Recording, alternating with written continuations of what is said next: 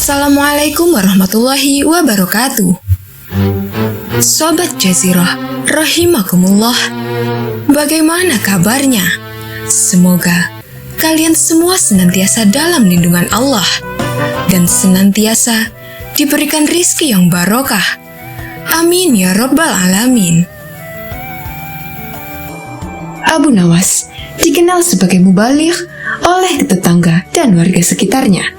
Dan tak jarang ada orang yang berkunjung ke rumahnya hanya sekedar bersilaturahmi dan meminta petunjuk agar usaha yang dijalankannya berjalan lancar dan diridhoi Allah Subhanahu wa Ta'ala. Namun satu hal, pesan dari Abu Nawas ini, bahwa Abu Nawas tak bisa memberikan janji. Hanya saja dirinya mengingatkan agar selalu ingat kepada Allah Subhanahu wa Ta'ala dengan jalan bersedekah. Hari Jumat telah tiba. Abu Nawas yang ditunjuk menjadi imam sekaligus khotib untuk memberikan ceramah pun bersiap berangkat ke masjid. Abu Nawas segera mandi dan berpakaian rapi. Setelah berpamitan dengan istrinya, Abu Nawas lalu melangkahkan kakinya menuju masjid. Tak lama kemudian, terdengar suara azan. Untuk umat Islam, khususnya laki-laki, berbondong-bondong menuju masjid dan meninggalkan segala jenis aktivitasnya. Para warga sangat senang dan antusias sekali, karena biasanya ceramah dari Abu Nawas ini sangat sesuai dengan situasi terkini. Namun belum lama, Abu Nawas berkhutbah, dilihatnya banyak para jamaah, banyak yang mengantuk, bahkan ada yang tertidur. Melihat hal itu, Abu Nawas berteriak, "Api, api, api!" ujar Abu Nawas dengan keras. Kontan saja para jemaah terbangun kaget, menoleh kiri dan kanan, mendengar teriakan Abu Nawas itu. Sebagian malah ada yang hanya saling pandang saja. "Di mana apinya? Di mana?" teriak jemaah. Abu Nawas yang melihat para jemaah terbangun dan panik, lantas Abu Nawas meneruskan khutbahnya tanpa peduli pertanyaan para jemaah mengenai letak apinya. Api yang dahsyat ada di neraka bagi mereka yang lalai dalam beribadah, kata Abu Nawas dalam khutbahnya. Setelah menyampaikan khutbahnya, Abu Nawas segera menutup bagian kedua khutbah dengan berdoa. Sesaat kemudian, Abu Nawas kemudian memimpin sholat Jumat dengan khusyuk, diikuti oleh para jemaah. Para jemaah tersadar dan masih ingat akan api neraka yang diucapkan oleh Abu Nawas tadi.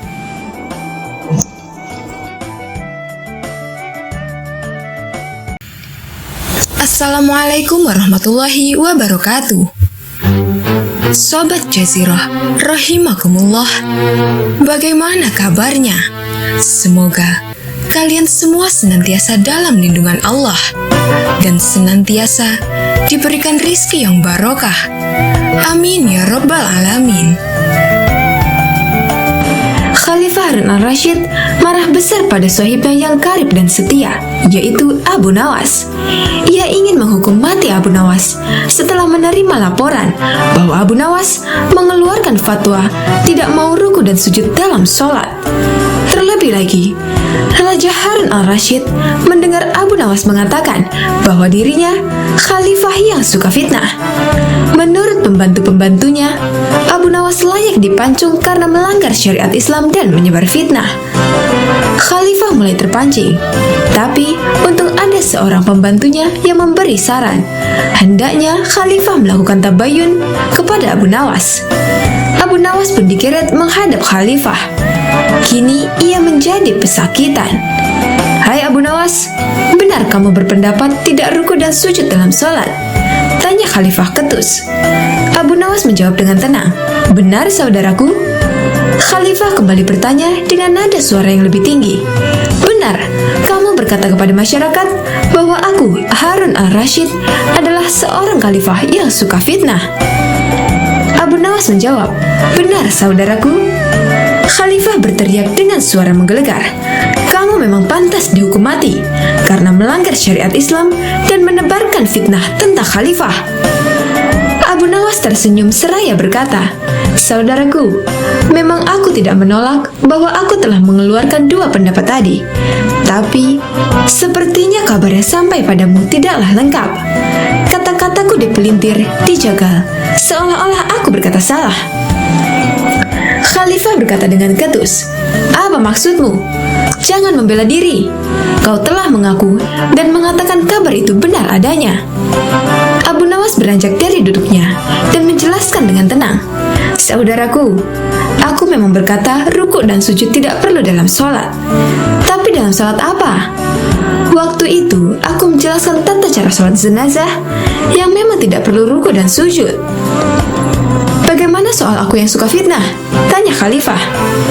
Abu Nawas menjawab dengan senyum, "Kala itu, aku sedang menjelaskan tafsir ayat 28 surah Al-Anfal yang berbunyi, 'Ketahuilah bahwa kekayaan dan anak-anakmu hanyalah ujian bagimu.' Sebagai seorang khalifah dan seorang ayah, Anda sangat menyukai kekayaan dan anak-anak. Berarti Anda suka fitnah atau ujian itu." Mendengar penjelasan Abu Nawas yang sekaligus kritikan, Khalifah Harun al-Rashid tertunduk malu, menyesal, dan sadar. Rupanya, kedekatan Abu Nawas dengan Raja Harun al-Rashid menyulut iri dan dengki di antara pembantu-pembantunya. Abu Nawas memanggil Khalifah dengan "Ya akhi" atau saudaraku. Hubungan di antara mereka bukan antara tuan dan hamba. Pembantu-pembantu Khalifah yang hasut ingin memisahkan hubungan akrab tersebut dengan memutarbalikkan berita.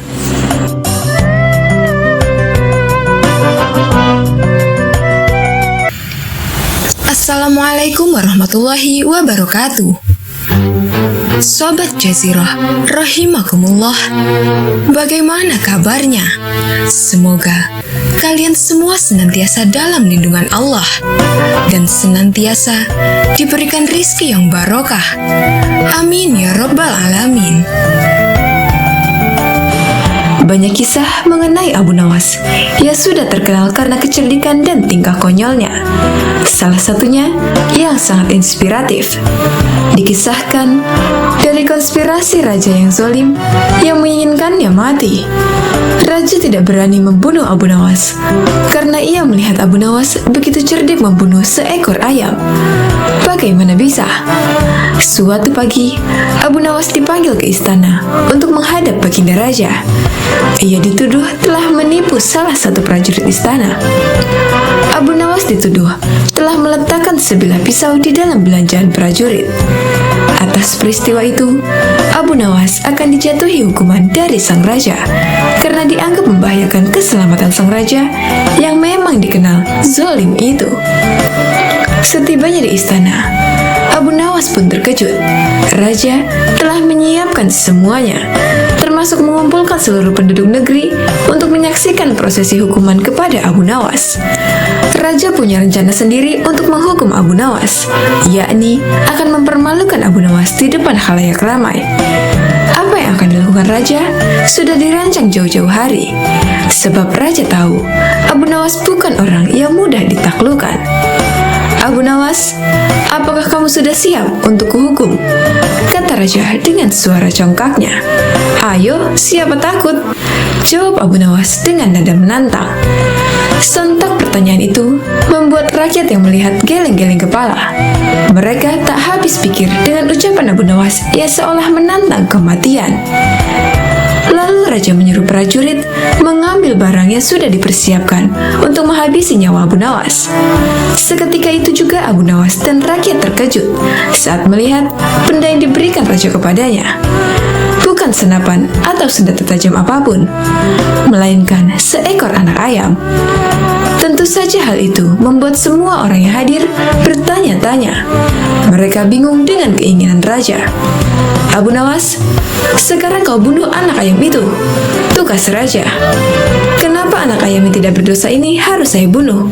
Ia tidak berdosa," tanya Abu Nawas. "Jangankan anak ayam itu, kau pun hari ini akan kubunuh. Aku akan membunuhmu sendiri dengan cara yang sama dengan caramu membunuh anak ayam itu," kata Raja. Mendengar itu, Abu Nawas Nawas terkejut akan rencana raja. Sejenak Abu Nawas berpikir, seandainya ia mencekik anak ayam itu hingga mati, maka ia pun akan dicekik pula hingga mati. Begitu pula, jika ia tebas leher anak ayam itu dengan pedang, maka ia terancam mati dengan cara dipedang pula. Lantas, bagaimana caranya membunuh anak ayam ini dengan cara yang mustahil tidak bisa ditiru sang raja? Setelah beberapa saat berpikir, Abu Nawas mengambil anak ayam itu. Tanpa diduga-duga, Abu Nawas meniup bagian pantat anak ayam itu hingga kembung dan akhirnya mati. Melihat kekonyolan itu, tiba-tiba terdengar suara penonton yang tertawa terbahak-bahak. Tak ketinggalan, para prajurit kerajaan pun tertawa terpingkal-pingkal dengan tingkah kocak Abu Nawas. Suasana tegang pun bisa mencair. Mereka tak sanggup membayangkan raja akan membunuh Abu Nawas dengan cara yang sama dengan cara Abu Nawas membunuh anak ayam itu. Raja sendiri yang melihat tingkah Abu Nawas hanya terdiam malu. Lagi-lagi, rakyatnya sendiri telah mengetahui tingkat kecerdasannya yang kalah dibandingkan Abu Nawas. Akhirnya, raja mengurungkan hukuman untuk Abu Nawas. Bahkan raja menyebut Abu Nawas tidak bersalah. Untuk kesekian kalinya, raja gagal menghukum Abu Nawas yang dikenal memiliki akal cerdik itu.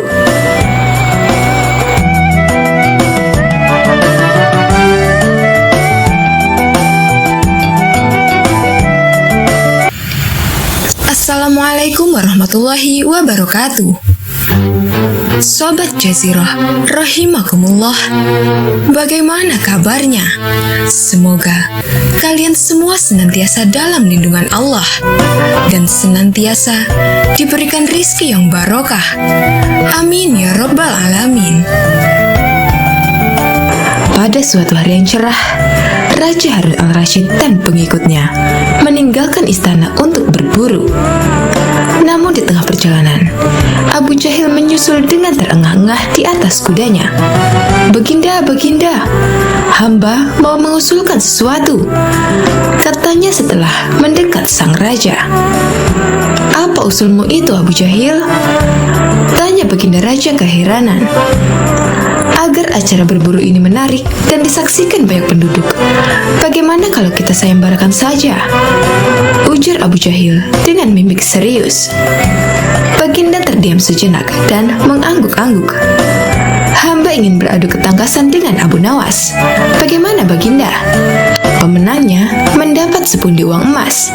Tapi kalau kalah, hukumannya mematikan kuda-kuda istana selama 1 bulan. Tutur Abu Jahil meyakinkan sang raja. "Hei, hadiah saja yang kau pikirkan.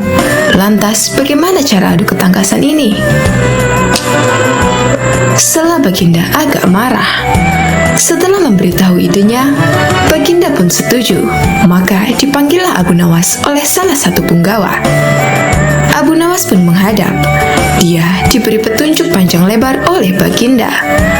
Pada awalnya Abu Nawas menolak karena dia tahu semua ini akal bulus Abu Jahil yang ingin menyingkirkannya dari istana.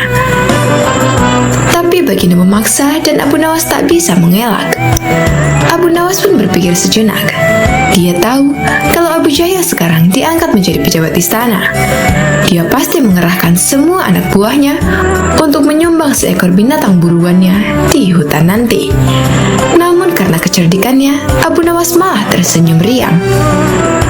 Abu Jahil yang melihat perubahan raut muka Abu Nawas menjadi penasaran. Batinnya berkata, tak mungkin Abu Nawas mengalahkan dirinya kali ini.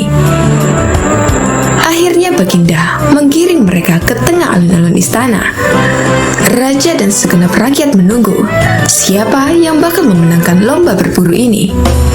Trompet tanda mulai adu ketangkasan pun ditiup oleh Perdana Menteri. Abu Jahil segera memacu kudanya secepat kilat menuju hutan belantara di pinggir istana. Anehnya, Abu Nawas memacu kudanya sedang-sedang saja, sehingga diteriaki oleh para penonton. Menjelang sore, tampak kuda Abu Jahil memasuki pintu gerbang istana. Dia pun diteriaki para penonton dan mendapat tepuk tangan yang sangat meriah. Di sisi kiri kanan kudanya, tampak puluhan hewan yang mati terpanah. Tak hanya itu, kuda tambahan juga memanggul binatang buruan lainnya. Abu Jahil dengan senyum bangga memperlihatkan semua binatang buruannya di tengah lapangan. Aku, Abu Jahil, berhak memenangkan lomba ini. Lihat, binatang buruanku banyak. Mana mungkin Abu Nawas mengalahkanku? Teriaknya dengan lantang. Penonton di sekitar arena semakin ramai bertepuk tangan. Tak berapa lama kemudian, terdengar suara kaki kuda milik Abu Nawas. Semua orang menertawakan dan kembali meneriakinya. Tapi Abu Nawas tak tampak gusar. Dia malah tersenyum dan melambaikan tangan. Tenang, tenang rakyatku. Kita akan mengetahui apa yang akan dilakukan Abu Nawas. Dan kita juga akan tahu siapa pemenangnya kali ini, kata raja yang ikut gusar melihat pola Abu Nawas. Baginda menyuruh 2 orang penggawanya maju ke tengah lapangan dan menghitung binatang buruan Abu Jahil. 1, 2, 3, 4, 5, 20. 35 ekor kelinci, ditambah 5 ekor rusa, dan 2 babi hutan, teriak salah satu penggawa. Kalau begitu, akulah pemenangnya, sebab Abu Nawas tak membawa seekor binatang pun, teriak Abu Jahil lantang. Tenang, tenang, aku membawa ribuan binatang. Jelaslah aku pemenangnya. Dan kau Abu Jahil, silahkan memandikan kuda-kuda istana. Menurut aturan lomba, semua binatang boleh ditangkap. Yang penting adalah jumlahnya, kata Abu Nawas sambil membuka bambu kuning yang telah diisi ribuan semut merah. Sekarang coba hitung ini. 1, 2, 3, 4, 100, 200. Selebihnya tak usah dihitung, ungkap Abu Nawas. Tanpa banyak berkata, Abu Jahil tak sadarkan diri alias pingsan gara-gara melihat semut merah Abu Nawas.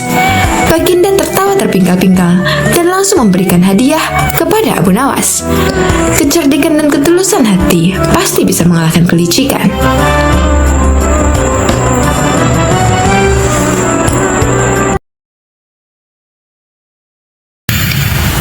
Assalamualaikum warahmatullahi wabarakatuh. Sobat Jazirah, rahimakumullah. Bagaimana kabarnya? Semoga kalian semua senantiasa dalam lindungan Allah dan senantiasa diberikan rizki yang barokah. Amin ya rabbal alamin. Saat itu, Abu Nawas baru saja pulang dari istana setelah dipanggil Baginda Raja. Ia tidak langsung pulang ke rumah, melainkan berjalan-jalan lebih dahulu ke perkampungan orang-orang Baduy. Ini memang sudah menjadi kebiasaan Abu Nawas yang suka mempelajari adat istiadat orang-orang Baduy. Pada suatu perkampungan, Abu Nawas sempat melihat sebuah rumah besar yang dari luar terdengar suara hingar-bingar seperti suara kerumunan puluhan orang. Abu Nawas tertarik untuk melihat untuk apa orang-orang Baduy berkumpul di sana. Ternyata di rumah besar itu adalah tempat orang Baduy menjual bubur. Haris, yaitu bubur khas makanan para petani. Tapi Abu Nawas tidak segera masuk ke rumah besar itu. Merasa lelah dan ingin beristirahat, maka ia terus berjalan ke arah pinggiran desa. Abu Nawas beristirahat di bawah sebatang pohon rindang. Ia merasa hawa di situ amat sejuk dan segar, sehingga tidak berapa lama kemudian ia mengantuk dan tertidur di bawah pohon itu. Abu Nawas tak tahu berapa lama ia tertidur. Tahu-tahu ia merasa dilempar ke atas lantai tanah. Ia pun tergagap bangun. Kurang ajar, siapa yang melemparku? Tanyanya heran sembari menengok kanan dan kiri. Ternyata ia berada di sebuah ruangan pengap berjeruji besi, seperti penjara. Hai, keluarkan aku! Kenapa aku dipenjara di sini? Teriak Abu Nawas. Tidak berapa lama kemudian, muncul seorang Baduy bertubuh besar. Abu Nawas memperhatikan dengan seksama. Ia ingat orang inilah yang menjual bubur Haris di rumah besar di tengah desa. Jangan teriak-teriak, cepat makan ini, kata orang itu sembari menyodorkan piring ke lubang ruangan. Abu Nawas Nawas tidak segera makan. "Mengapa aku dipenjara?" tanya Abu Nawas. "Kau akan kami sembelih dan akan kami jadikan campuran bubur Haris." "Hah? Jadi yang kau jual di tengah desa itu bubur manusia?" "Tepat, itulah makanan favorit kesukaan kami." "Kami? Jadi kalian sekampung suka makan daging manusia?" "Iya, termasuk dagingmu, sebab besok pagi kau akan kami sembelih." "Sejak kapan kalian makan daging manusia?" tanya Abu Nawas makin keheranan. "Oh, sejak lama. Setidaknya sebulan sekali kami makan daging manusia." "Dari mana saja kalian dapatkan daging manusia?" "Kami tidak mencari kemana-mana. Hanya setiap kali ada orang masuk atau lewat di desa kami, pasti kami tangkap dan akhirnya kami sembelih untuk dijadikan bubur." Abu Nawas diam sejenak.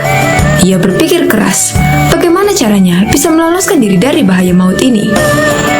Ia merasa heran kenapa Baginda tidak mengetahui bahwa di wilayah kekuasaannya ada kanibalisme. Ada manusia makan manusia. Barangkali para menteri hanya melaporkan hal yang baik-baik saja. Mereka tidak mau bekerja keras untuk memeriksa keadaan penduduk, pikir Abu Nawas. Baginda harus mengetahui hal seperti ini secara langsung. Kalau perlu, setelah memberi makan berupa bubur, badui itu meninggalkan Abu Nawas. Abu Nawas tentu saja tak berani makan bubur itu. Jangan-jangan bubur manusia. Ia menahan lapar semalaman tak tidur. Tubuhnya yang kurus makin nampak kurus. Esok harinya, badai itu datang lagi. "Bersiaplah, sebentar lagi kau akan mati." Abu Nawas berkata, "Tubuhku ini kurus. Kalaupun kau sembelih aku, kau tidak akan memperoleh daging yang banyak. Kalau kau setuju, nanti sore akan kubawakan temanku yang bertubuh gemuk. Dagingnya bisa kalian makan selama 5 hari. Benarkah?" tanya badui itu. "Aku tidak pernah bohong," kata Abu Nawas meyakinkannya. Orang badui itu diam sejenak. Ia menatap tajam ke arah Abu Nawas. Entah kenapa akhirnya orang badui itu mempercayai dan melepaskan Abu Nawas. Abu Nawas langsung pergi ke istana menghadap Baginda Raja.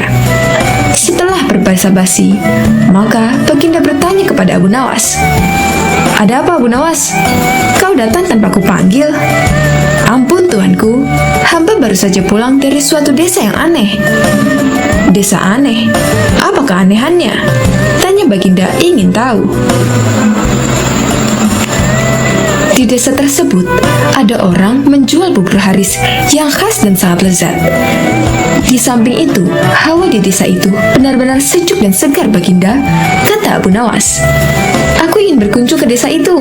Pengawal, siapkan pasukan," kata Baginda.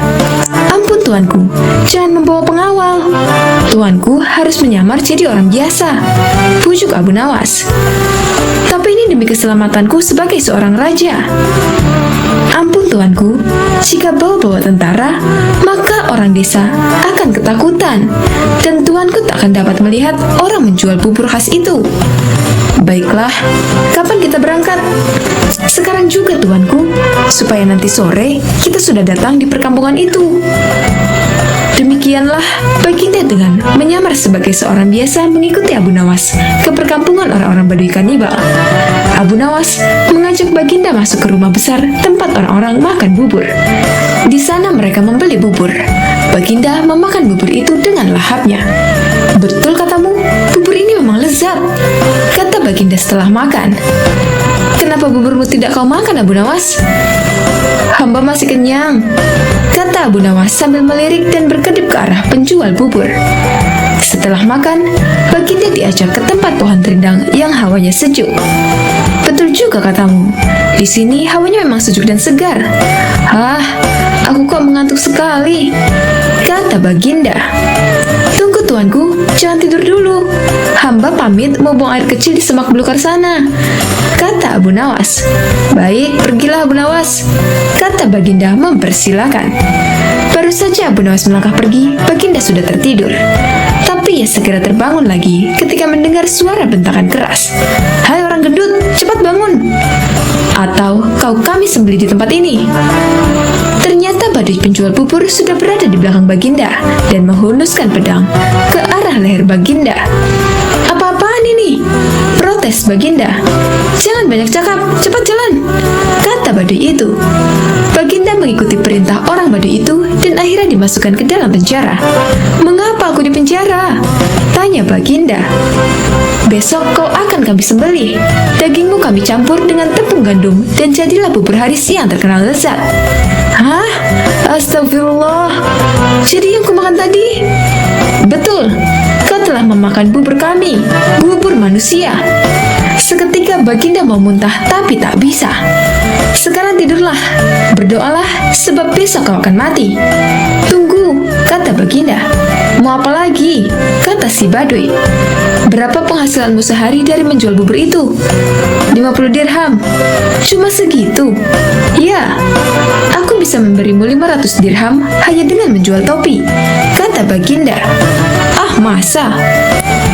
Sekarang berikan aku bahan kain untuk membuat topi. Besok pagi, boleh kalian coba menjual topi buatanku itu ke pasar. Hasilnya boleh kau miliki semua." Baduy itu ragu. Ia berbalik melangkah pergi. Tak lama kemudian, kembali lagi dengan bahan-bahan untuk membuat topi. Esok paginya, Baginda menyerahkan sebuah topi yang bagus kepada si Baduy. Baginda berpesan, "Juallah topi ini kepada Menteri Farhan di istana Baghdad." Baduy itu menuruti saran Baginda. Menteri Farhan terkejut saat melihat seorang Baduy datang menemuinya. "Mau apa kau?" tanya Farhan. "Menjual topi ini," jawab si Baduy. Farhan melirik. Topi itu memanglah bagus. Ia mencoba memeriksanya dan alangkah terkejutnya ketika melihat hiasan berupa huruf-huruf yang maknanya adalah surat dari Baginda yang ditujukan kepada dirinya. "Berapa harga topi ini?" tanya Farhan. 500 dirham, tak boleh kurang." "Baik, aku beli." Baduy itu langsung pulang dengan wajah ceria. Sama sekali ia tak tahu jika Farhan telah mengutus seorang prajurit untuk mengikuti langkahnya. Siangnya, prajurit itu datang lagi ke istana dengan melaporkan lokasi perkampungan si penjual bubur. Farhan cepat bertindak sesuai pesan di surat Baginda. 1000 orang tentara bersenjata lengkap dibawa ke perkampungan. Semua orang Baduy di kampung itu ditangkap, sementara Baginda berhasil diselamatkan.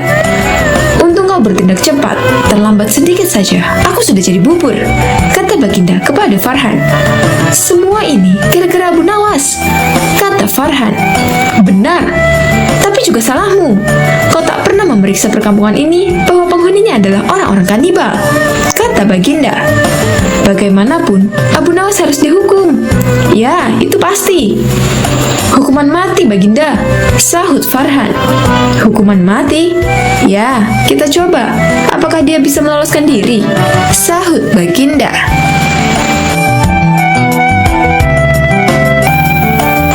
Memang semua sudah tahu dan kagum akan kecerdasan Abu Nawas. Tak ada yang meragukannya sama sekali. Pada suatu hari, Raja Harun al-Rashid telah mempermalukan Abu Nawas dengan menyiram air kencing di depan para tamu undangan. Abu Nawas hanya bisa terdiam, namun dalam hati dia merencanakan sesuatu di lain hari. Kisahnya, figur Abu Nawas ini memang sangat lihai dalam menyelesaikan masalah. Tidak hanya lucu saja, akan tetapi juga bijaksana sehingga Abu Nawas tidak dapat dianggap enteng. Raja sangat bangga memiliki warga seperti Abu Nawas ini.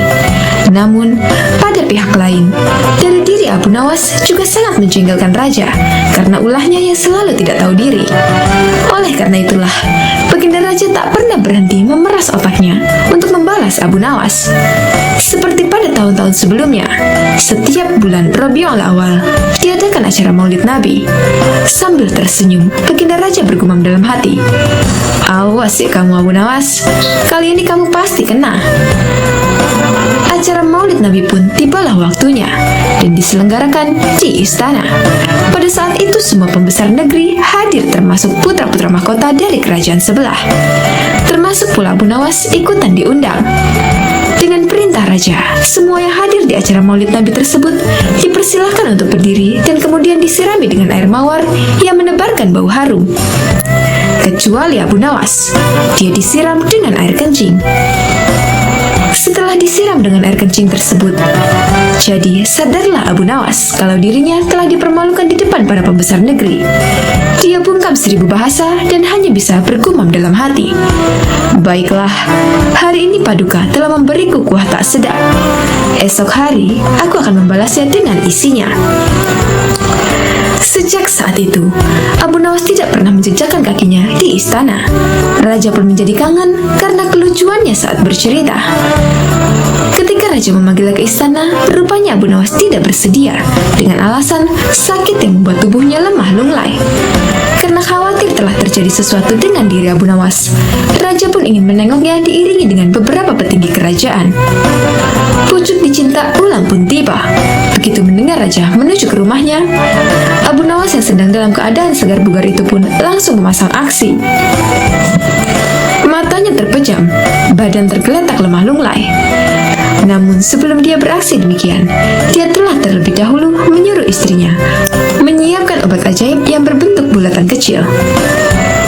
Dan di antara bulatan obat ajaib itu terdapat 2 butir yang dibubuhi tinja di dalamnya. Tak berapa lama kemudian, Raja sudah ada di depan pintu rumah Abu Nawas. "Wahai Abu Nawas, apa yang kamu telan itu?" tanya Raja. "Inilah yang disebut obat ajaib. Resepnya hamba peroleh lewat mimpi tadi malam. Jika hamba menelan 2 butir, niscaya akan sembuh," jawab Abu Nawas yang terlentang dan segera bangun setelah menelan pil yang kedua. "Kalau begitu, aku juga mau minum obat ajaib itu," kata Raja. "Baiklah tuanku." Paduka berbalinglah dan pejamkan mata seperti hamba sekarang ini. "Tidak boleh duduk, apalagi berdiri," kata Abu Nawas.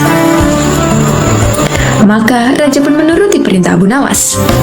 Begitu mata Raja terpejam, Abu Nawas cepat-cepat memasukkan butiran obat ajaib yang telah dibubuhi tinja itu ke mulut Raja. Tiba-tiba saja baginda Raja bangkit sambil membelalakkan matanya. "Hai Abu Nawas, engkau memberiku makan tinja ya?" kata Raja.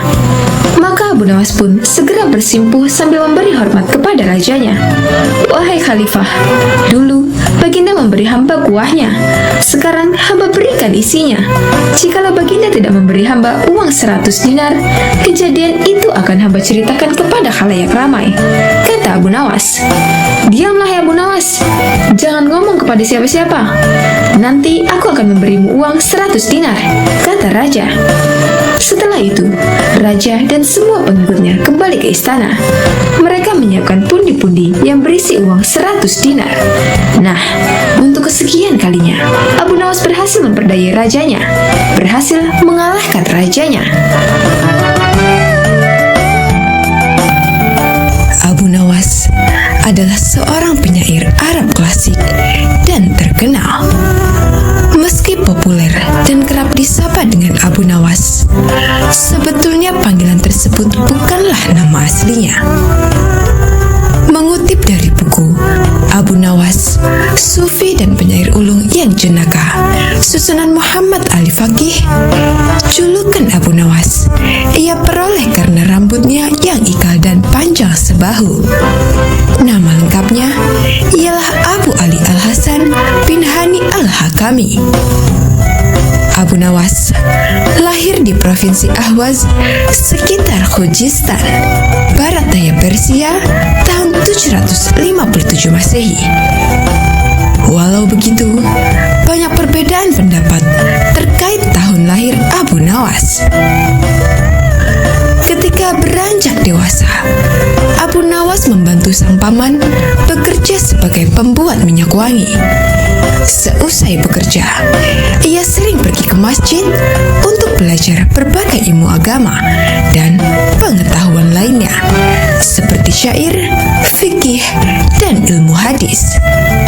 Abu Nawas terkenal sebagai murid yang cerdik dan antusias dalam mempelajari berbagai ilmu pengetahuan.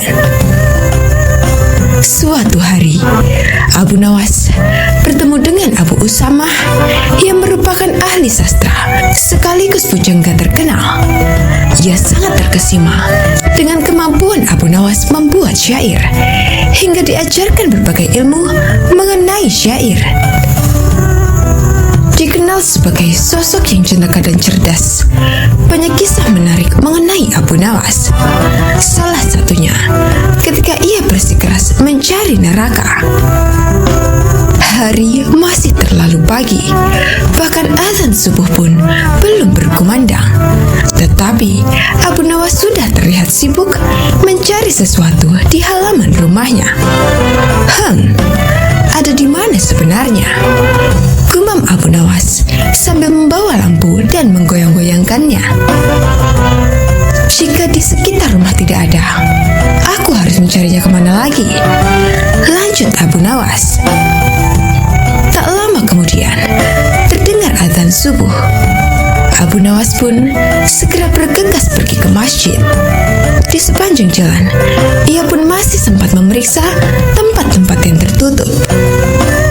Hai Abu Nawas, kau sedang apa? Apakah kau kehilangan sesuatu? Tanya seseorang yang melihat gerak-gerik Abu Nawas yang sedang mencari-cari sesuatu. Namun, Abu Nawas tidak menjawab pertanyaan itu. Pikirannya terlalu sibuk sendiri. Selesai sholat subuh, Abu Nawas masih saja sibuk mencari.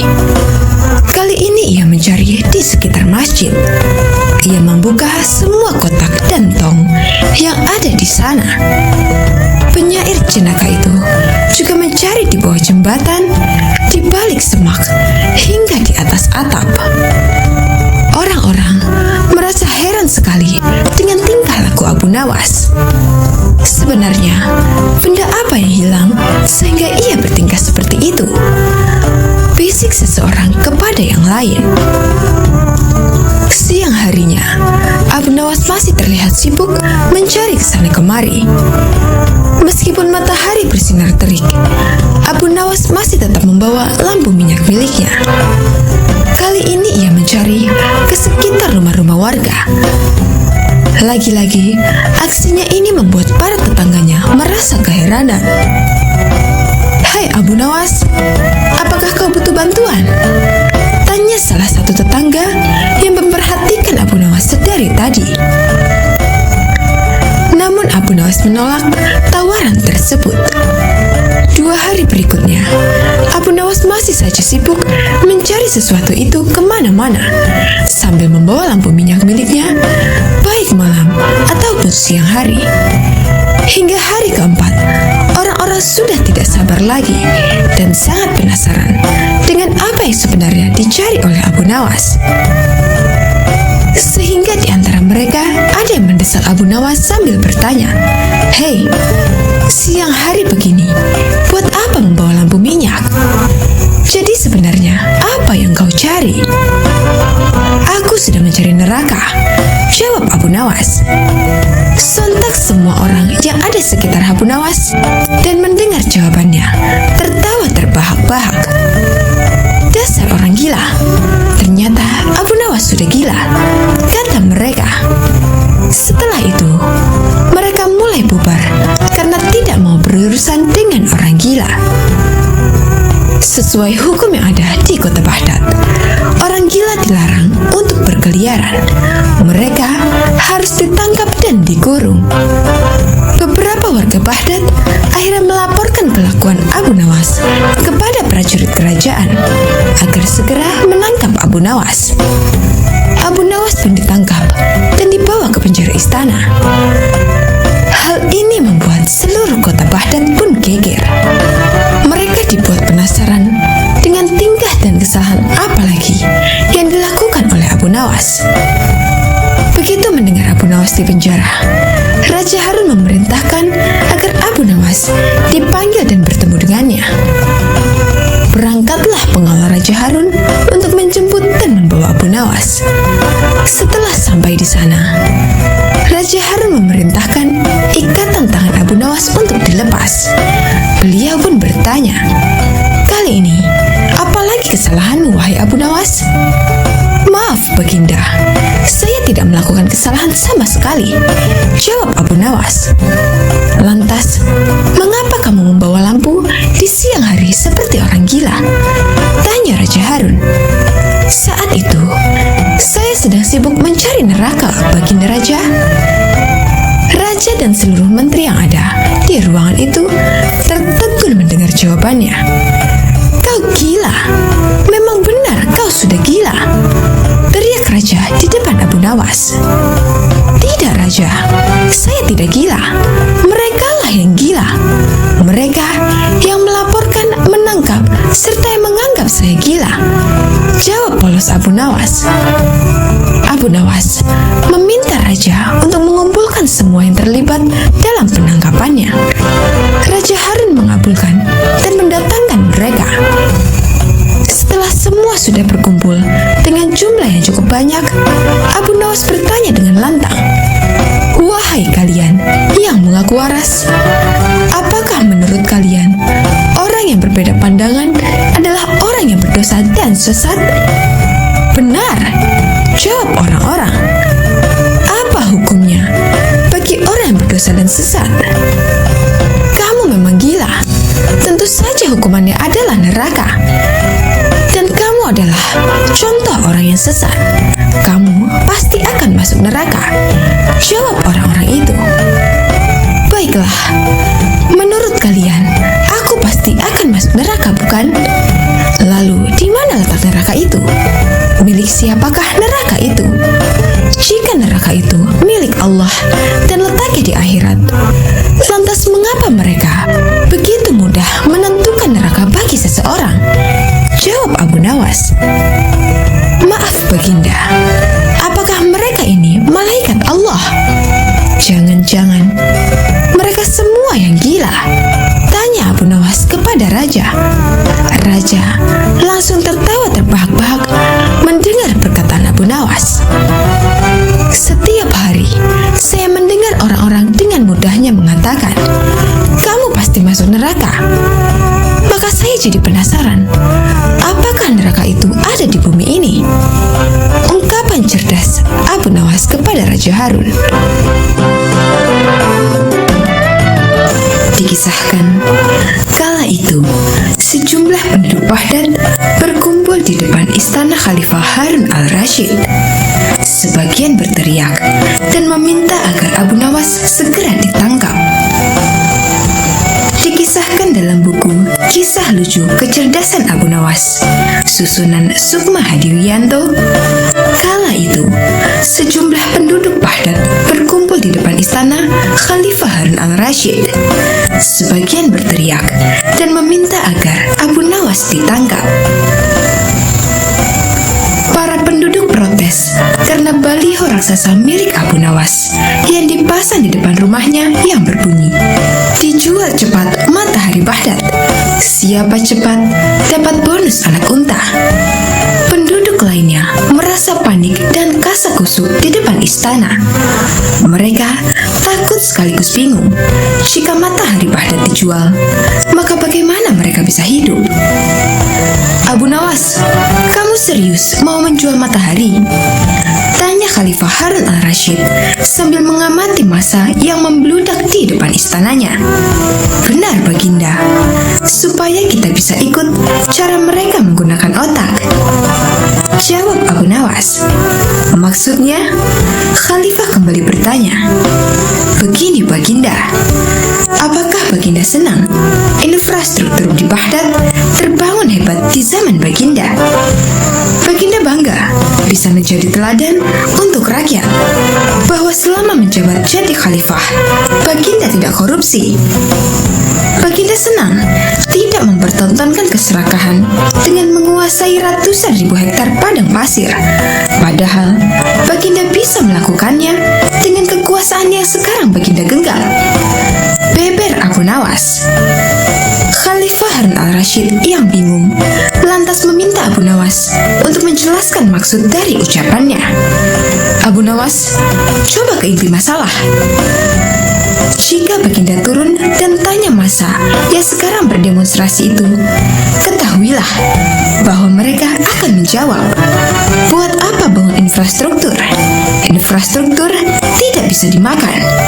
Jadi, jalan-jalan mulus yang Baginda bangun selama ini, puluhan bendungan yang Baginda banggakan, lapangan terbang, rel kereta api di Koramabad, pasar-pasar di Kirkuk, itu semua percuma, tidak bisa dimakan, kata Abu Nawas menjelaskan. Khalifah Harun al-Rasyid pun terdiam. Baginda bangga tidak korupsi. Anak baginda jual pisang goreng. Itu malah membuat mereka marah dan cemburu.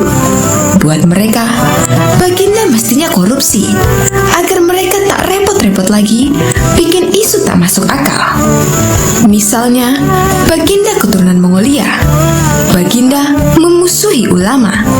Baginda membiarkan partai Banz yang sudah dilarang tumbuh lagi. Wah, pokoknya banyak baginda. Lalu, apa hubungannya dengan menjual matahari? Tanya Khalifah Harun al-Rasyid. Abu Nawas kemudian menjelaskan apa yang dianggap Khalifah Harun sebagai prestasi nasional justru dianggap pemborosan dan membebani negara karena mereka terbiasa melihat prestasi yang ada di ruang gelap. Di ruang gelap, gadis cantik tak terlihat. Sebatang emas bisa dianggap besi. Tapi, kalaupun mata mereka tak melihat di ruang gelap, bukankah telinga mereka dapat mendengar? Hati mereka terbuka. Bagaimana mungkin mereka menuduhku memusuhi ulama, padahal wakilku sekarang adalah ulama besar? Jikapun mereka tak suka aku, bukankah kepada mereka sekarang aku sodorkan ulama yang dulu mereka klaim mereka bela? Mengapa sekarang mereka tinggalkan? Abu Nawas kemudian berkata, Baginda, itulah enaknya melihat dunia di ruang gelap sambil terbalik. Kita bisa menikmati apa yang mereka nikmati selama ini. Baginda tidak capek berpikir rasional. Khalifah Harun al-Rasyid kembali terdiam. Abu Nawas lanjut menjelaskan, percayalah Baginda, hanya dengan melihat segala sesuatu di kegelapan, Baginda akan paham mengapa selama ini mereka melihat infrastruktur megah, pemerataan pembangunan di daerah tertinggal, semuanya sama sekali tidak berguna karena tak bisa dimakan. Mohon jangan katakan, infrastruktur memang tak bisa dimakan. Tapi dengan infrastruktur, kita semakin mudah mencari makan. Itu cara berpikir rasional dan normal, Paduka. Masa di depan istana semakin membludak. Khalifah Harun al-Rasyid masih terdiam. Ia lantas memberi isyarat membenarkan ucapan Abu Nawas.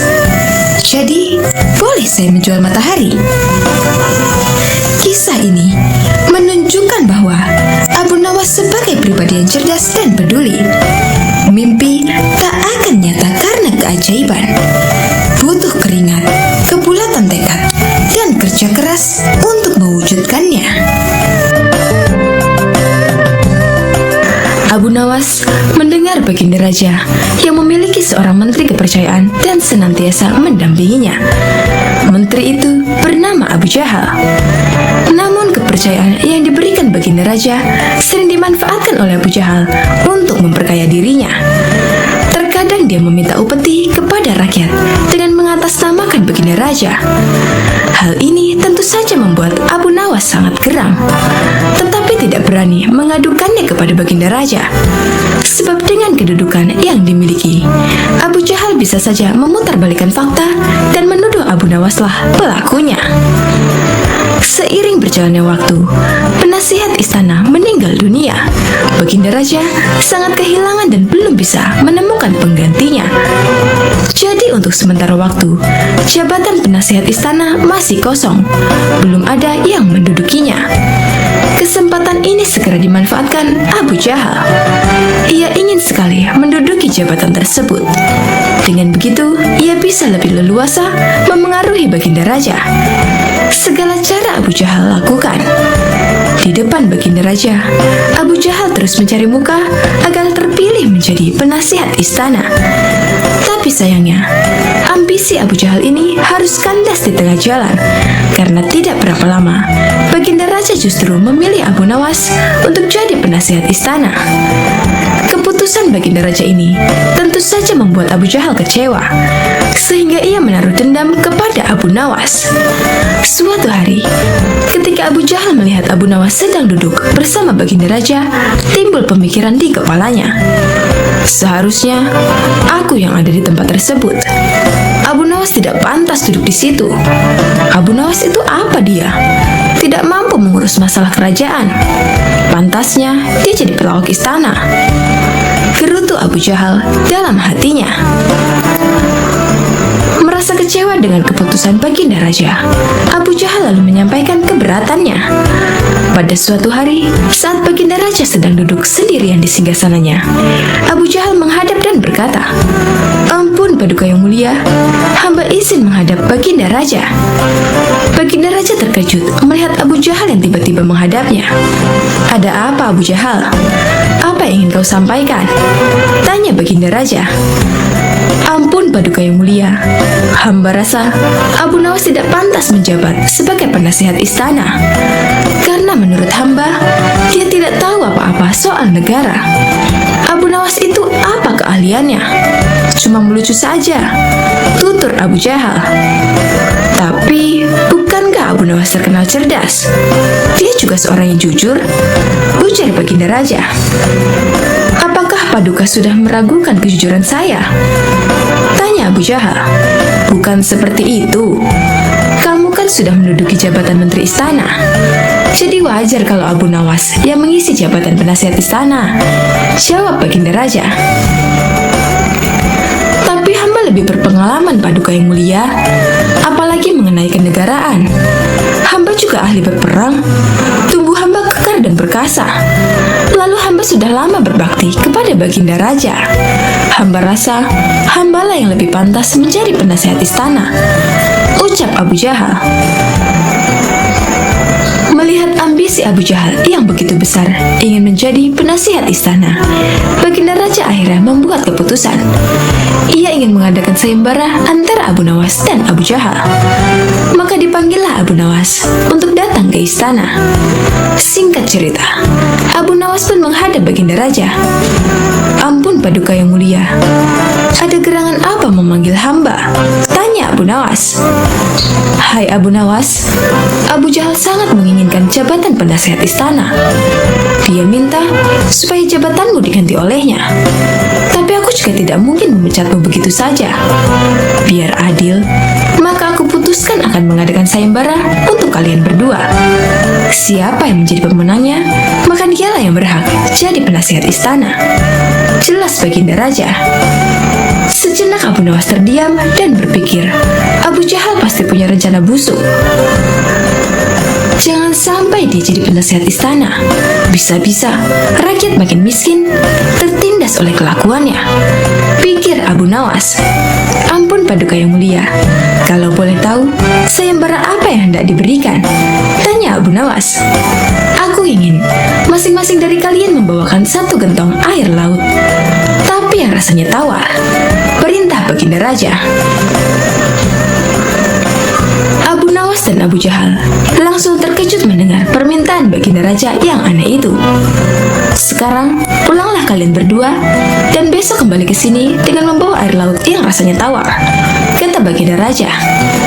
Sesampainya di rumah, Abu Nawas terus memikirkan dan mencari tahu keberadaan laut yang airnya tawar. Mana ada air laut yang rasanya tawar? Orang secerdik apapun tidak akan bisa melakukannya, pikir Abu Nawas. Sementara itu Abu Jahal mulai berbuat curang. Ia memasukkan air sumur ke gentong untuk dibawanya ke istana. Baginda Raja pasti percaya, meskipun aku berkata bohong, karena aku tahu aku adalah menterinya yang paling dipercaya, kata Abu Jahal dalam hatinya. Keesokan harinya, Abu Nawas dan Abu Jahal datang ke istana dengan membawa gentong masing-masing. "Bagaimana? Apa kalian sudah mendapatkan airnya?" tanya Baginda Raja. "Sudah, Paduka yang mulia," jawab Abu Jahal dan Abu Nawas serempak. Kemudian Abu Jahal maju lebih dulu, menyerahkan gentongnya. "Ini Paduka, air laut permintaan Paduka," ucap Abu Jahal. Baginda Raja raja lalu mencicipi air yang dibawa Abu Jahal. Bagus Abu Jahal, air ini rasanya tawar. Tapi benarkah ini berasal dari laut? Tanya baginda raja. Benar sekali Paduka, hamba sengaja mengambilnya dari laut yang tidak diketahui oleh banyak orang. Jawab Abu Jahal penuh percaya diri. Sekarang tibalah giliran Abu Nawas menyerahkan gentong miliknya. Ketika baginda raja mencicipi air yang ada di gentong Abu Nawas, ia pun langsung berkata, "Hai Abu Nawas, kenapa rasanya masih asin dan getir? Yang aku minta air laut yang rasanya tawar." Ucap baginda raja. "Ampun Paduka yang mulia, tapi memang begitulah rasa air laut," balas Abu Nawas.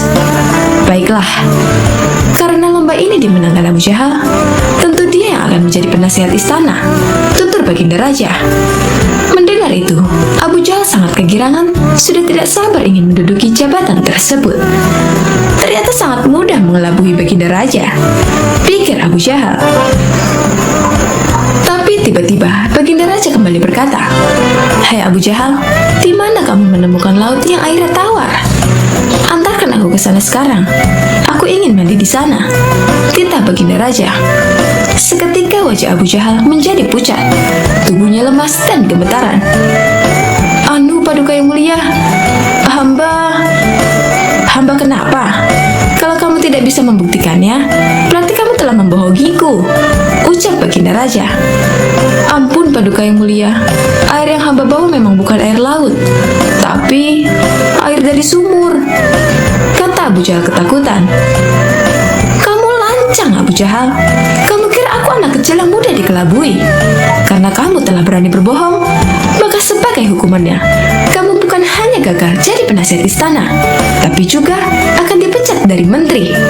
Kamu juga harus menjalani hukuman penjara," bentak baginda raja. Kemudian baginda raja memerintahkan beberapa pengawal untuk menangkap Abu Jahal dan memasukkannya ke penjara. Kini tinggallah Abu Nawas di hadapan baginda raja. "Hai Abu Nawas, bukankah kamu terkenal cerdik? Bisa saja kamu membohongiku, dan dengan kecerdikanmu itu, kamu tentu bisa menutupi kebohonganmu. Tapi kenapa kau tidak lakukan?" tanya baginda raja. "Ampun Paduka yang mulia, hamba memang cerdik, tapi hamba bukan pembohong. Secerdik apapun manusia, tidak akan ada yang bisa mengubah rasa air laut menjadi tawar," terang Abu Nawas. "Kamu benar Abu Nawas, itulah orang yang saya cari untuk menduduki jabatan sebagai penasihat istana, cerdik dan juga jujur," kata baginda raja tersenyum puas. Baginda Raja Harun al-Rasyid mempunyai 2 orang putra dari permaisurinya.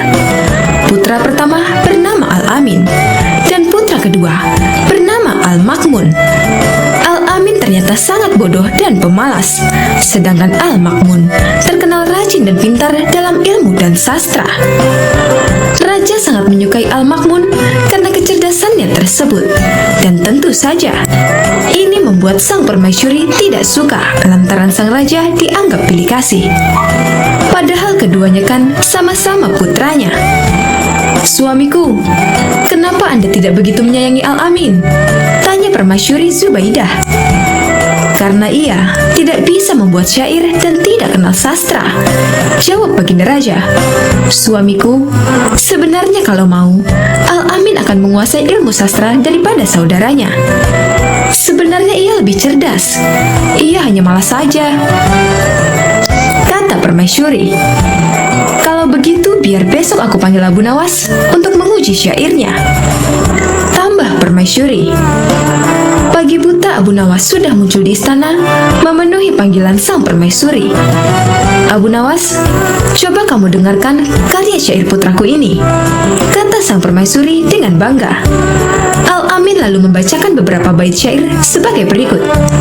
"Kami adalah keturunan Bani Abbas.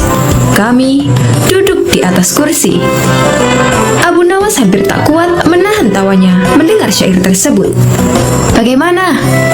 tanya Al-Amin kepada Abu Nawas. "Syair macam apa itu?" jawab Abu Nawas. Al-Amin marah sekali mendengar cemooh Abu Nawas tersebut. Ia lalu menyuruh seorang pasukan istana untuk menangkap menangkap dan memasukkan Abu Nawas ke dalam penjara. Selama beberapa hari, Abu Nawas tidak pernah muncul di istana, sehingga Raja Harun al-Rashid merasa rindu. Belakangan, Raja mendengar kabar bahwa Abu Nawas dimasukkan penjara oleh Al-Amin.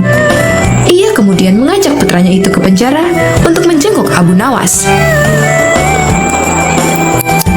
"Kenapa kamu memenjarakannya?" tanya Baginda kepada Al-Amin sambil menceritakan apa yang terjadi. "Yang sangat menyakitkan, ia telah berani mencemooh syair karyaku, Ayahanda," kata Al-Amin. "Tentu saja karena memang karya syairmu itu jelek.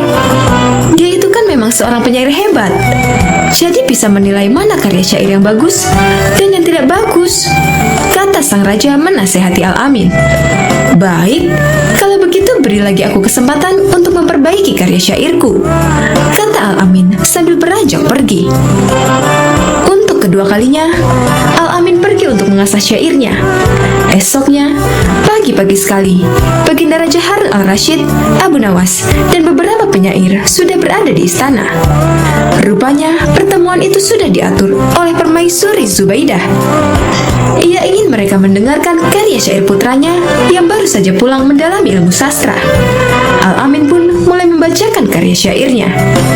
"Hai binatang yang duduk bersimpuh, rasanya tidak ada yang setolol kamu. Kamu seperti hidangan yang diolesi minyak sapi kental, seperti warna seekor kuda belang." Begitu selesai mendengar syair tersebut, Abu Nawas langsung bangkit dan hendak berlalu dari tempatnya. "Kemana kamu, Abu Nawas?"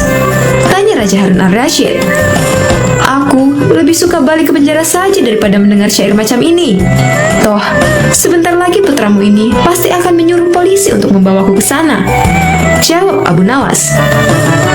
Raja pun tertawa terpingkal-pingkal mendengar jawaban Abu Nawas itu. Sementara sang permaisuri Zubaidah hanya bisa duduk termenung. Pada suatu pagi, Abu Nawas muda sedang duduk-duduk santai di teras rumahnya. Beberapa saat kemudian, datanglah seorang komandan dengan beberapa prajuritnya. Sang komandan bertanya, "Wahai anak muda, di manakah aku bisa menemukan tempat untuk bersenang-senang di daerah sekitar sini?" "Kalau tidak salah di sebelah sana," jawab Abu Nawas. "Di manakah tempat itu?" tanya salah seorang prajurit dengan sifat yang tidak menghargai. "Pergilah ke arah sana, lurus tanpa belok-belok, maka kalian akan menjumpai tempat untuk bersenang-senang," jawab Abu Nawas. Rombongan tentara kerajaan itu akhirnya pergi menuju tempat yang sudah ditunjukkan oleh Abu Nawas. Setelah beberapa saat, kagetlah mereka semua karena tempat yang mereka cari tidak ditemukan, kecuali hanya sebuah komplek kuburan yang sangat luas. Dan tentu saja hal ini membuat para tentara berang karena merasa telah ditipu oleh pemuda tersebut. Mereka pun kembali lagi ke tempat Abu Nawas. "Wahai anak muda, keluarlah engkau. Kenapa engkau berani sekali membohongi kami?" tanya sang komandan yang tidak tahu kalau yang diajak bicara itu sebenarnya adalah Abu Nawas, si penasehat kerajaan. "Siapakah engkau ini? Berani sekali membohongi kami," tanya salah seorang prajurit. "Aku adalah Abdi," jawab Abu Nawas. Komandan dan para prajurit merasa geram dan marah. "Prajurit, tangkap dia!" seru komandan. "Engkau akan aku bawa ke panglima kami," kata komandan. Oh, rupanya Abu Nawas hendak dihadapkan ke panglima kerajaan mereka. "Wahai panglima, kami telah menangkap seorang pembohong yang berani membohongi pasukan kerajaan," kata komandan. "Alangkah lancangnya si pemuda ini karena sudah berani berbohong," lanjut komandan. Panglima bersikap biasa saja, malah dia bahkan memerintahkan kepada prajurit untuk melepaskan borgol yang ada di tangan Abu Nawas. Komandan dan para prajurit terkejut dan merasa heran. Ada apa gerangan ini? Setelah itu, Panglima pun mendekati Abu Nawas dan berkata, "Tuan Abu, maafkan perbuatan anak buahku di sini ya," kata panglima itu dengan sangat sopan. Laki-laki gagah dan tampan itu memang sudah saling mengenal satu sama lain, karena mereka seringkali bertemu ketika sang khalifah mengundangnya ke istana. Betapa terkejutnya sang komandan dan para prajuritnya. Perasaan sombong dan congkak yang tadi menyelimuti mereka seakan berubah menjadi rasa takut. "Wahai Tuan Abu, sebenarnya kebohongan apa yang mereka sangkakan kepadamu?" tanya Panglima. "Wahai Panglima, mereka memintaku untuk menunjukkan tempat untuk bersenang-senang. Tentu saja, aku tunjukkan kuburan, karena kuburan adalah tempat yang lebih baik bagi orang-orang yang taat kepada Allah Subhanahu wa Ta'ala. Di sana pula, dia akan mendapatkan hidangan yang nikmat dari Allah Subhanahu wa Ta'ala, terbebas dari rasa fitnah dan kejahatan manusia dan makhluk lainnya," jawab Abu Nawas dengan tenangnya. Mendengar jawaban pemuda itu, segera saja komandan mendekati Abu Nawas dan berkata, "Maafkan hamba, Tuan Abu. Andai saja aku mengetahui bahwa Tuan adalah Tuan Abu, tentu kami tidak akan berani membawa Tuan ke hadapan Panglima," kata komandan lagi. "Wahai komandan, apakah aku telah membohongi kalian? Bukankah aku berkata benar? Aku adalah abdi, dan setiap orang adalah abdi Allah Subhanahu wa Ta'ala, termasuk kalian semua," kata Abu Nawas. "Anda benar, tuanku," jawab komandan. Komandan dan prajurit yang telah menangkap Abu Nawas merasa malu bukan kepalang. Abu Nawas mempunyai burung nuri yang sangat lucu. Baginda Raja Harun al-Rashid pun ingin sekali memilikinya. "Kalau kau berniat menjualnya, jangan tawarkan kepada orang lain. Tawarkan saja kepadaku. Berapapun harganya akan aku bayarkan," ujar Baginda kepada Abu Nawas. Abu Nawas tidak menjawab, dia hanya mengangguk. Tapi dalam hati dia berkata, "Mana mungkin aku menjual burung yang tidak berharga ini kepada Baginda."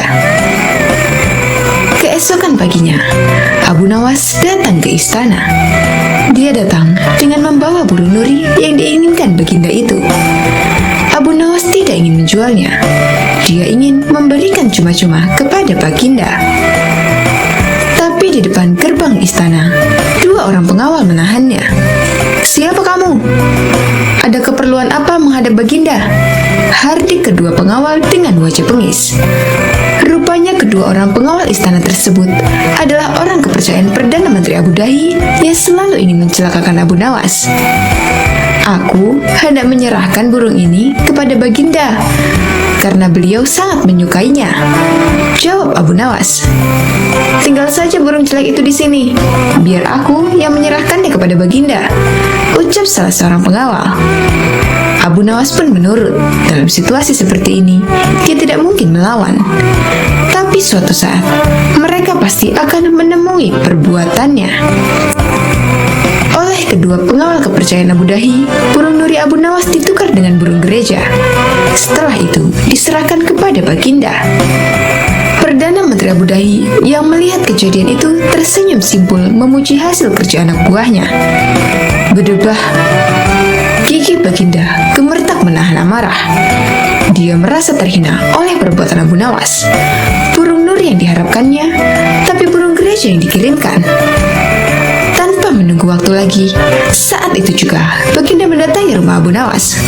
"Abu Nawas, kalau kau keberatan menjual burung nuri itu kepadaku, aku tidak apa-apa. Tapi jangan kau kirimkan burung gereja ke istana. Itu suatu penghinaan buatku," kecam Baginda dengan mata memerah menahan amarah.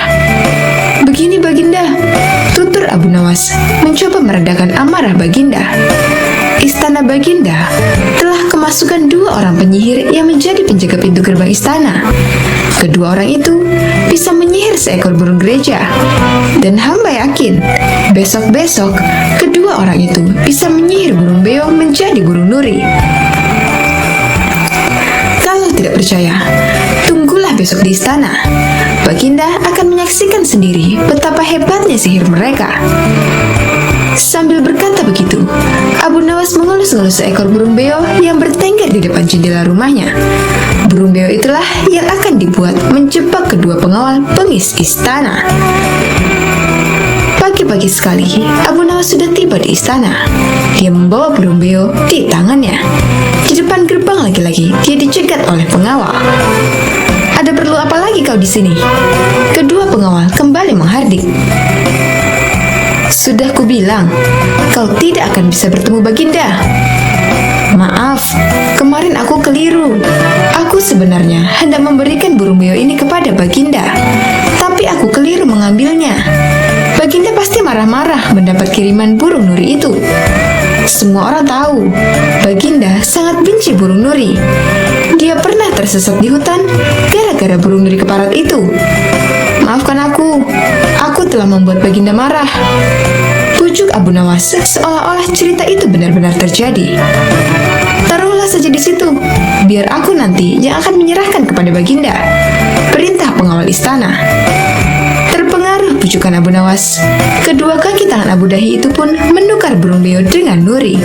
Setelah itu, mereka menyerahkannya kepada Baginda.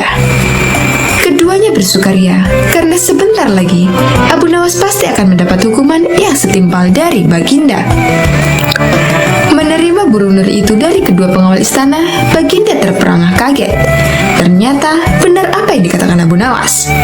Kedua pengawal ini bisa menyihir, alias menggelapkan barang yang bukan haknya. "Ini nurinya, mana beonya?" sindir Baginda yang langsung membuat wajah kedua pengawal itu pucat pasi. Belum sempat kedua pengawal itu menjawab, Baginda langsung menitahkan perintah yang tak disangka-sangka. "Karena hasil kerja yang sangat bagus, kalian berdua aku beri hadiah hukuman cambuk masing-masing 50 kali. Perdana Menteri Abu Dahi yang menyaksikan kejadian itu kini hanya bisa tertunduk lesu. Sultan Harun al-Rashid masyhur berat. Konon, penyebabnya sudah 7 bulan Abu Nawas tidak menghadap ke istana. Akibatnya, suasana Balairung jadi lengang sunyi senyap. Sejak dilarang datang ke istana, Abu Nawas memang benar-benar tidak pernah muncul di istana. Mungkin Abu Nawas marah kepadaku, pikir Sultan. Maka diutuslah seorang punggawa ke rumah Abu Nawas. "Tolong sampaikan kepada Sultan, aku sakit hendak bersalin," jawab Abu Nawas kepada punggawa yang datang ke rumah Abu Nawas, menyampaikan pesan Sultan. "Aku sedang menunggu dukun beranak untuk mengeluarkan bayiku ini," kata Abu Nawas lagi sambil mengelus-ngelus perutnya yang buncit. "Ajaib benar," kata Baginda dalam hati setelah mendengar laporan punggawa setianya. "Baru hari ini aku mendengar kabar seorang lelaki bisa hamil dan sekarang hendak bersalin. Dulu mana ada lelaki melahirkan? Aneh." Maka timbul keinginan Sultan untuk menengok Abu Nawas. Maka berangkatlah dia diiringi sejumlah menteri dan para punggawa ke rumah Abu Nawas. Begitu melihat Sultan datang, Abu Nawas pun berlari-lari menyambut dan menyembah kakinya, seraya berkata, "Ya Tuanku Syah Alam, berkenan juga rupanya Tuanku datang ke rumah hamba yang hina ini." Sultan dipersilakan duduk di tempat yang paling terhormat, sementara Abu Nawas duduk bersila di bawahnya. "Ya Tuanku Syah Alam, apakah kehendak Duli Syah Alam datang ke rumah hamba ini? Rasanya bertahta selama bertahun-tahun, baru kali ini Tuanku datang ke rumah hamba," tanya Abu Nawas. "Aku kemari karena ingin tahu keadaanmu," jawab Sultan. "Engkau dikabarkan sakit hendak melahirkan dan sedang menunggu dukun beranak. Sejak zaman nenek moyangku hingga sekarang, aku belum pernah mendengar ada seorang lelaki mengandung dan melahirkan. Itu sebabnya aku datang kemari."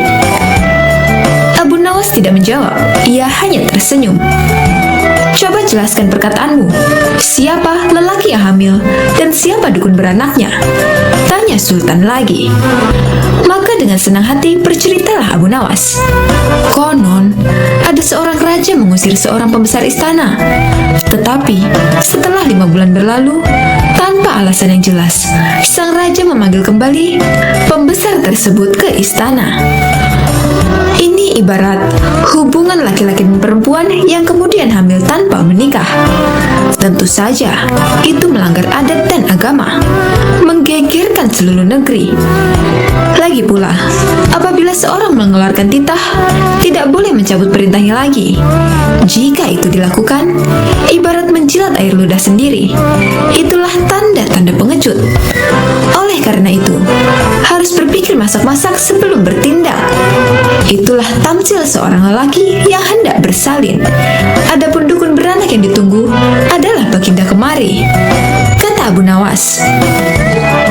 Dengan kedatangan Baginda kemari, berarti hamba sudah melahirkan. Yang dimaksud dengan bersalin adalah hilangnya rasa sakit atau takut hamba kepada Baginda. Bukan begitu, kata Sultan. Ketika aku melarang kamu datang lagi ke istana, itu tidak sungguh-sungguh, melainkan hanya bergurau saja. Besok, datanglah engkau ke istana. Aku ingin bicara kepadamu. Memang di sana banyak menteri, tetapi tidak seperti kamu. Lagi pula selama engkau tidak hadir di istana, selama itu pula hilanglah cahaya Balairungku. Segala titah Baginda, patik junjung tinggi tuanku, sembah Abu Nawas dengan ta'zim. Tetapi Sultan cuma menggeleng-geleng kepala, dan tidak berapa lama kemudian Sultan pun kembali ke istana dengan perasaan heran bercampur geli. Pada suatu waktu, Baginda Raja Harun al-Rashid sangat gundah hatinya. Seperti biasa, dirinya ingin sosok Abu Nawas hadir di istana untuk menghibur hati sang raja. Namun, setelah beberapa kali dipanggil, Abu Nawas belum juga menampakkan batang hidungnya. Setelah lama berpikir, akhirnya Baginda Raja menemukan cara agar Abu Nawas bisa hadir di istana kerajaan. Raja menyuruh 3 orang prajurit untuk pergi ke rumah Abu Nawas agar buang air besar di tempat tidurnya. Pengawal, pergilah ke rumah Abu Nawas dan beraklah di tempat tidurnya. Dan kalau kalian berhasil, maka masing-masing akan aku berikan uang 1000 dirham. Titah sang raja. Daulat Paduka, jawab ketiga pengawal itu secara bersamaan. Sementara itu, duduk di sebelahnya ada Kipati yang mendengar obrolan rajanya dengan ketiga pengawal itu. Karena berhubung tugas yang diberikan kepada 3 anak buahnya yang agak aneh, Kipati memberanikan diri untuk bertanya kepada sang raja. Maaf Paduka, bukankah tugas yang diberikan itu tampak aneh dan menghina? Tanya Kipati. Patih, memang benar, tapi itulah siasatku agar Abu Nawas segera hadir ke istana, jawab Baginda. Apakah gerangan rencana Baginda? Tanya Patih. Nanti kamu akan segera mengetahuinya. Dan sekarang, kamu ikutilah ketiga anak buahmu itu dan intailah mereka. Dan sampaikan kepada Abu Nawas, bila dia berhasil menggagalkan tugas pengawalku, maka Abu Nawas akan aku beri uang 3000 dirham. Dan sekaligus, ia boleh memukul utusanku itu. Titah Raja. Dengan perasaan yang masih bingung, Patih segera melaksanakan perintah raja. Dia segera berkemas dan menuju ke rumah Abu Nawas. Tidak berapa lama kemudian, utusan Baginda Raja Harun al-Rashid sudah tiba di depan pintu rumah Abu Nawas. Kami diutus oleh Baginda Raja untuk buang air besar di tempat tidurmu. Karena ini perintah raja, kamu tidak boleh menolak, kata salah satu utusan itu. Saya sama sekali tidak keberatan. Silakan saja kalau kalian mampu melaksanakan perintah raja, jawab Abu Nawas dengan santainya. Sungguh? Tanya utusan raja. Ya, silakan saja, sahut Abu Nawas. Abu Nawas mengawasi orang-orang itu beranjak ke tempat tidurnya dengan geram. Berak di tempat tidurku? Betul-betul kelewatan, gumam Abu Nawas dalam hatinya. Abu Nawas memutar otaknya bagaimana caranya agar para utusan itu mengurungkan niatnya. Setelah berpikir beberapa saat, Abu Nawas akhirnya menemukan cara untuk menggagalkan tugas para utusan itu. Pada saat para utusan itu hendak bersiap-siap buang air besar, mendadak Abu Nawas berkata di balik jendela kamar, "Hai para utusan raja, ada yang lupa saya sampaikan kepada kalian," kata Abu Nawas. "Apa itu?" tanya salah satu utusan raja. supaya kalian jangan melebihi perintah Baginda Raja. Jika kalian melanggar, saya akan pukul kalian dengan sebuah pentungan besar. Dan setelah itu, saya akan laporkan kepada Baginda bahwa kalian melanggar perintahnya. Jawab Abu Nawas dengan serius. Dengan cekatan, Abu Nawas segera mengambil sebatang kayu besar yang ada di dapur rumahnya. Bahkan, kini Abu Nawas sudah mengambil pentungan kayu besar itu. "Hei, apa maksudmu tadi, Abu Nawas?" tanya salah satu utusan. "Ingat, perintah raja hanya buang air besar saja dan tidak boleh lebih dari itu," jawab Abu Nawas. "Iya benar," jawab utusan itu. "Aku ulangi lagi, hanya buang air besar saja, tidak boleh lebih. Ingat, tidak boleh kencing, tidak boleh buka celana, tidak boleh cebok, hanya buang air besar saja," tegas Abu Nawas dengan serius ya. "Mana mungkin? Itu tidak mungkin. Kami juga harus buka celana dan kencing," jawab salah satu utusan. "Aku akan pukul kalian sekeras-kerasnya jika kalian melanggar perintah raja," sahut Abu Nawas. Para utusan itu saling pandang kebingungan dengan ucapan Abu Nawas. Tiba-tiba ada suara seseorang yang memanggil Abu Nawas. "Abu Nawas!" Karena ada suara yang sudah tak asing lagi didengar, Abu Nawas serta para utusan segera berkumpul untuk menemui asal suara itu. Oh, ternyata suara itu adalah suara Kipati Ja'far yang merupakan orang kepercayaan Baginda Raja Harun al-Rasyid. "Aku sudah mendengar perdebatan kalian. Baginda Raja memang memerintahkan para utusan untuk berak di tempat tidurmu. Jika 3 orang ini sanggup, mereka masing-masing akan mendapatkan 1000 dirham. Jika mereka gagal, maka mereka boleh engkau pukul sesuka hatimu," kata Kipati Ja'far. "Oh begitu. Lalu hadiah dari Baginda untukku berapa, tuanku?" tanya Abu Nawas. "Sekarang juga engkau boleh menghadap Baginda Raja untuk menerima 3000 dirham," jawab Kipati. "Hah?" Abu Nawas kaget disertai rasa gembira.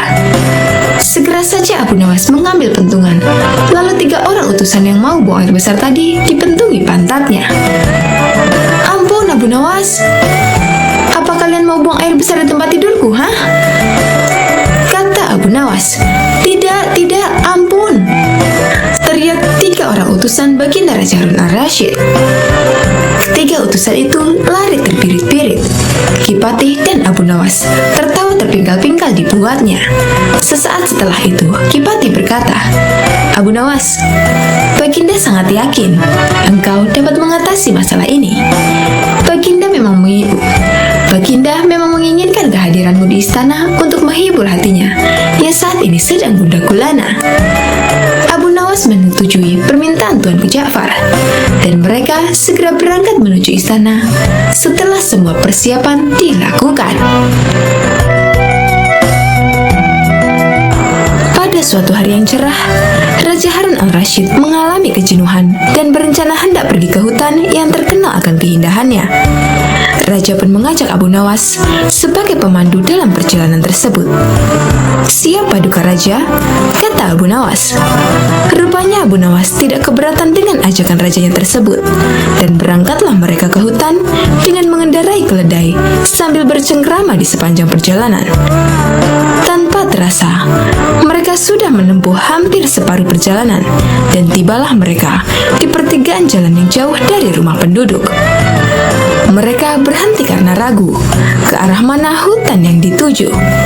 Setahu mereka, kedua jalan itu memang benar menuju hutan yang mereka tuju. Hutan wisata yang berisi binatang-binatang buas. Abu Nawas pun angkat bicara. "Paduka, saya sarankan agar kita tidak usah meneruskan perjalanan." "Kenapa wahai Abu Nawas?" kata Paduka Raja. "Hamba berkata demikian karena kalau kita salah pilih jalan, jangan-jangan kita tidak pernah kembali lagi. Bukankah akan lebih bijaksana kalau kita meninggalkan sesuatu yang meragukan?" jawab Abu Nawas. Dalam kebimbangan, anak buah Paduka Raja yang masih merupakan teman Abu Nawas berkata, "Aku pernah mendengar ada 2 orang kembar yang hidup di semak-semak sebelah sana," kata ajudan. "Apakah engkau mengenalnya?" tanya Abu Nawas. Tidak juga. Mereka adalah si yang memiliki rupa sangat mirip. Ya, satunya selalu berkata jujur, dan satunya selalu berkata bohong. Jawab ajudan. Baiklah, kita istirahat dulu. Nanti kita menuju ke rumah si kembar, kata Abu Nawas. Abu Nawas, Paduka Raja, dan prajuritnya kemudian beristirahat sejenak sambil makan. Seusai makan, mereka menuju ke rumah si kembar bersaudara itu. Setelah pintu diketuk, maka keluarlah salah satu dari mereka. Maaf, aku sangat sibuk hari ini. Engkau hanya boleh mengajukan satu pertanyaan saja, tidak lebih, kata dia. Abu Nawas pun mendekati salah satu si kembar yang beda sifat itu dan mulai menanyakan jalan yang menuju hutan yang indah dan berbisik. Dan salah satu si kembar itu pun menjawabnya dengan berbisik pula. Setelah itu Abu Nawas dan rombongan segera pamit untuk meneruskan perjalanan. Paduka Raja, hutan yang kita tuju jalan sebelah kanan, kata Abu Nawas. Bagaimana kau bisa tahu harus ambil jalan arah kanan? Sedangkan kita tidak tahu apakah orang yang kita tanya tadi orang yang selalu berkata benar atau berkata bohong, tanya Paduka Raja. Wahai Paduka, orang yang aku tanyai tadi menunjukkan jalan sebelah kiri, kata Abu Nawas. Paduka Raja masih juga belum mengerti dengan perkataan Abu Nawas. Apa maksudnya? Tanya Raja. Karena orang itu menunjukkan jalan sebelah kiri, jawab Abu Nawas. Coba jelaskan kepadaku, tanya Raja. Tadi aku bertanya ke orang itu, apakah yang akan dikatakan saudaramu bila aku bertanya jalan mana yang menuju hutan yang indah? Dan dia menjawab sebelah kiri. Dengan pertanyaan itu, siapapun yang aku tanya, entah si kembar yang selalu berbohong maupun si kembar yang selalu berkata jujur, pasti akan menjawab sebelah kiri. Jawabannya, yang pertama, bila yang ditanya tadi adalah orang yang selalu berkata benar, jalan sebelah kiri. Karena ia tahu saudara kembarnya akan mengatakan jalan sebelah kiri, sebab ia tahu saudara kembarnya selalu berkata bohong. Yang kedua, bila yang ditanya tadi orang yang berkata bohong, jalan sebelah kiri. Karena ia tahu bahwa saudara kembarnya akan mengatakan jalan sebelah kiri, sebab saudaranya selalu berkata benar. Akhirnya, rombongan raja itu memilih jalan yang ditunjuk Abu Nawas. Tak lama kemudian, masuklah mereka ke dalam hutan yang memiliki pemandangan yang indah. Raja pun menjadi senang dan memberikan sebuah hadiah kepada Abu Nawas. Tak selamanya Abu Nawas bersikap konyol. Kadang-kadang timbul kedalaman hatinya yang merupakan bukti kesufian dirinya. Bila sedang dalam kesempatan mengajar, ia akan memberikan jawaban-jawaban yang berbobot, sekalipun ia tetap menyampaikannya dengan ringan. Seorang murid Abu Nawas ada yang sering mengajukan macam-macam pertanyaan. Tak jarang, ia juga mengomentari ucapan-ucapan Abu Nawas jika sedang memperbincangkan sesuatu. Ini terjadi saat Abu Nawas menerima 3 orang tamu yang mengajukan beberapa pertanyaan kepada Abu Nawas. Manakah yang lebih utama? Orang yang mengerjakan dosa-dosa besar atau orang yang mengerjakan dosa-dosa kecil? Ujar orang yang pertama. Orang yang mengerjakan dosa kecil, jawab Abu Nawas. Mengapa begitu? Kata orang pertama mengejar.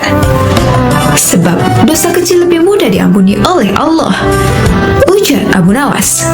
Orang pertama itu pun mengangguk-angguk, sangat puas dengan jawaban Abu Nawas. Giliran orang kedua maju. Ia ternyata mengajukan pertanyaan yang sama. Manakah yang lebih utama? Orang yang mengerjakan dosa-dosa besar atau orang yang mengerjakan dosa-dosa kecil? Yang utama adalah orang yang tidak mengerjakan keduanya, ujar Abu Nawas. Mengapa demikian? Tanya orang kedua lagi. Dengan tidak mengerjakan keduanya, tentu pengampunan Allah sudah tidak diperlukan lagi, ujar Abu Nawas santai.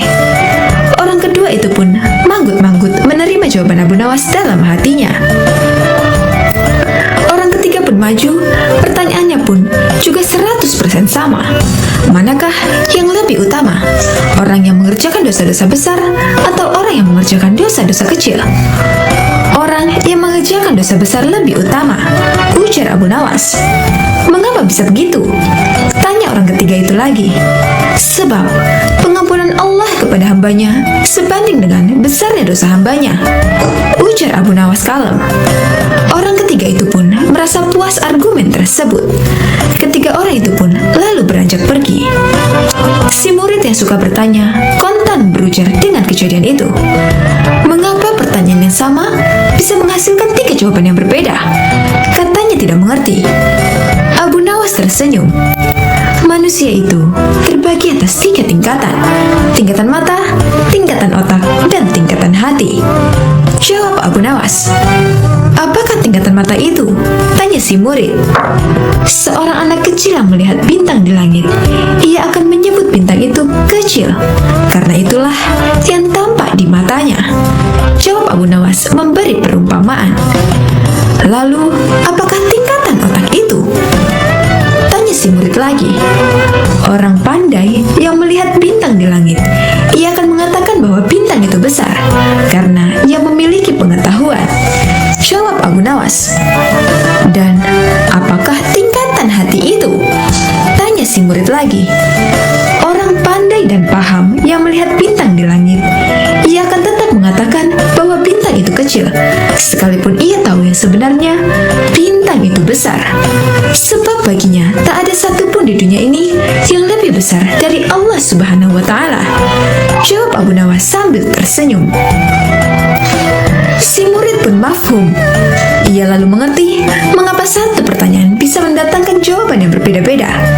Tapi si murid itu bertanya lagi, "Wahai guruku, mungkinkah manusia itu menipu Tuhan?" Tanya si murid. "Mungkin," jawab Abu Nawas santai menerima pertanyaan aneh itu. "Bagaimana caranya?" Tanya si murid lagi. "Manusia bisa menipu Tuhan dengan merayunya melalui pujian dan doa," ujar Abu Nawas. "Kalau begitu, ajarilah aku doa itu, wahai guru," ujar si murid antusias. Doa itu adalah, "Wahai Tuhanku, aku tidak pantas menjadi penghuni surga, tapi aku juga tidak kuat menahan panasnya api neraka. Sebab itulah, terimalah taubatku dan ampunilah segala dosa-dosaku. Sesungguhnya, Kaulah Zat yang Maha Mengampuni dosa-dosa besar."